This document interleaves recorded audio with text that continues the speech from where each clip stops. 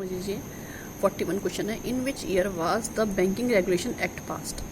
तो ये तो याद करने का है, आप इसे याद कर लीजिएगा। Which among the following is not public sector bank. ठीक है, इसके बाद मैं आपको बताऊंगी बैंक्स कौन से इस टाइम प्रेजेंटली हैं, कौन से मर्ज हो गए। ठीक है ना, इस यूनिट के MCQs के बाद में। ठीक है, और 43 जो है question, who issues commercial paper. तो ये क्वेश्चन गलत है।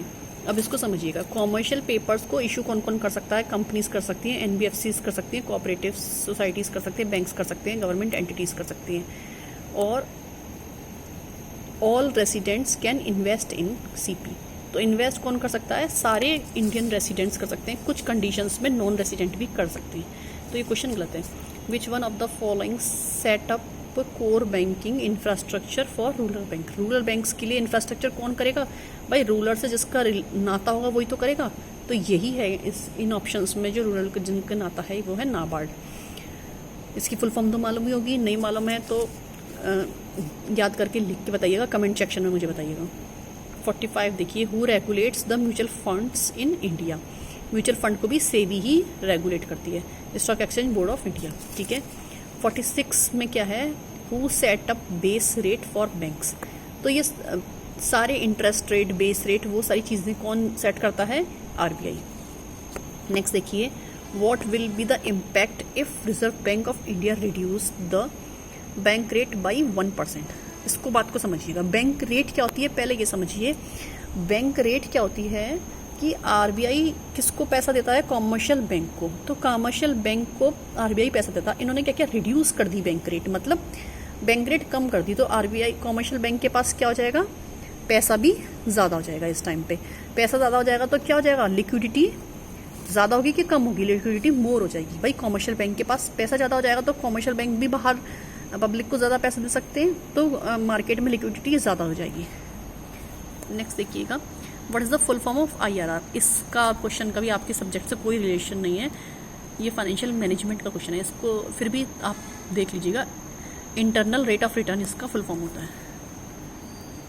What is the following function are not being performed by Reserve Bank of India. Reserve Bank of India कौन सा काम नहीं करता है? बैंकों को रेगुलेट तो करता ही है, फॉरेन डायरेक्ट इन्वेस्टमेंट को रेगुलेट नहीं करता, फॉरेन करेंसी को रेगुलेट करता है, करेंसी को मैनेज करता है, लेकिन फॉरेन इन्वेस्टमेंट को रेगुलेट नहीं करता है। ये FINO, इसका भी आपके सिलेबस से कोई संबंध नहीं है, लेकिन आप इसकी फुल फॉर्म देख लीजिएगा। नेक्स्ट देखिए, which is the largest commercial bank of the country. SBI है। लार्जेस्ट कमर्शियल बैंक क्या है? SBI। नेक्स्ट देखिए, the subsidiary bank attach to the state bank. अब ये इन्होंने पूछा है, वही मैंने आपको बताया मर्जेंट वगैरह का वो जो सारे क्वेश्चन है। सब्सिडरी बैंक ऐसा कौन सा सब्सिडरी बैंक है जो कि स्टेट बैंक से अटैच हुआ है? Bikaner, Jaipur, bank of Hyderabad, Indore, Mysore, Patiala, Saurashtra, Travancore. ये सारे बैंक्स जो हैं SBI में मर्ज हुए हैं। ठीक है, सब्सिडरी हैं ये उनकी ब्रांचेस। तो अगर ये पूछा जाता है कि कौन सा कब हुआ है तो वो बाद में देखेंगे, लेकिन ये सारे इसमें एक और है महिला वाला बैंक जो है वो 2017 में भी हुआ है। 53 देखिए, which one of the subsidiary bank was merged with the state bank in India in 2018। अब यही वाली बात आ गई कि कब कौन से मर्ज हुए। ठीक है ना, तो इसमें सौराष्ट्र इसका आंसर है।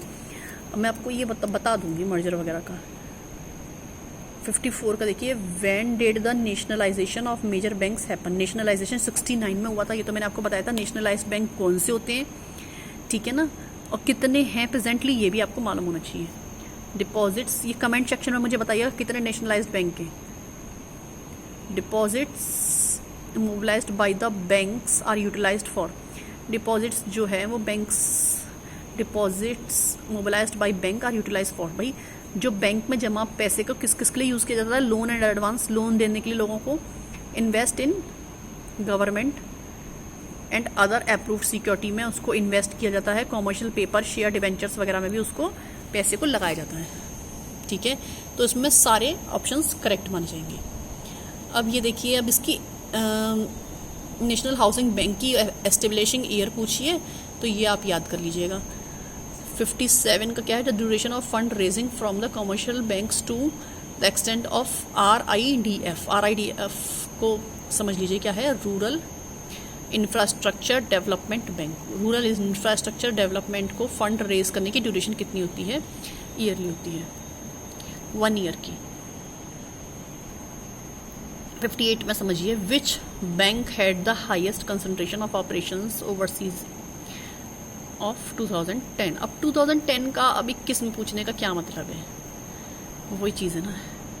हाँ, 59 वाला देखिए, when did the government of India appoint a committee under the chairmanship of Narasimha Rao to strengthen the banking system। देखिए बैंकिंग रिफॉर्म्स जो है नरसिम्हा राव बैंकिंग के फादर कहे जाते हैं, ठीक है। ये आपको मालूम होना चाहिए, नरसिम्मन है ना, नरसिम्हा राव नहीं है, नरसिम्मन है। नरसिम्मन जो है ये बैंकिंग के फादर कहे जाते हैं, बैंकिंग रिफॉर्म्स के। तो इन्होंने 91 में स्टार्ट किया था, 92 में इन्होंने बैंकिंग रिफॉर्म्स दिए थे। अब दोबारा से अनदर नरसिम्हा कमेटी जो बैठी है वो 1998 में बैठी थी, लेकिन ये जो दे रहे हैं 97 का जो शायद ऑप्शन दे रहे हैं, शायद पीछे से आप एक बार टैली कर लीजिएगा, गलत है। बस आप इसको पढ़ लीजिएगा कि ये जो रिफॉर्म्स हैं वो कब स्टार्ट हुए और कब ये सेकेंड कमेटी जो बैठी थी वो 1998 में बैठी थी नरसिम्हन की। 60 का देखिए, 1 अगस्त of every year is observed as KYC। KYC क्या होता है, compliance and fraud prevention day. देखिए इसका मतलब होता है कि कस्टमर्स के KYC कस्टमर से रिलेटेड इन्फॉर्मेशन कलेक्ट करता है, जिससे कि कस्टमर्स को फ्रॉड नहीं हो और उनके कंप्लायंसेस मतलब उनकी जो कंप्लेंट्स जो हैं उनको डील किया जा सके, ठीक है। कुछ प्रॉब्लम हो तो बताइएगा, मैं आपको और इसके बाद एक छोटा सा इसके बारे में मर्जर्स जो अभी 2 साल में हुए हैं वो बता दूंगी, और SBI का बता दूंगी, जो भी चीज़ें होंगी रिलेटेड वो आपको बता दूंगी। चलिए ठीक है, थैंक यू, ओके।